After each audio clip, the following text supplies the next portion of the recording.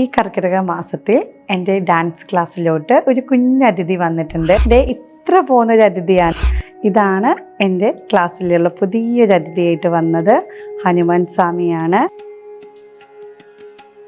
ഈ പ്രാവശ്യം നമ്മൾ വാങ്ങിക്കുന്നത് ഒരു ചെറിയൊരു കൃഷ്ണനല്ല, ഹനുമാനെയാണ് നമ്മൾ വാങ്ങിക്കുന്നത്. ഇതാണ് നമ്മുടെ ക്ലാസ്സിലോട്ട് പുതിയതായിട്ട് വാങ്ങിക്കുന്ന ഒരു ഹനുമാനാണ്.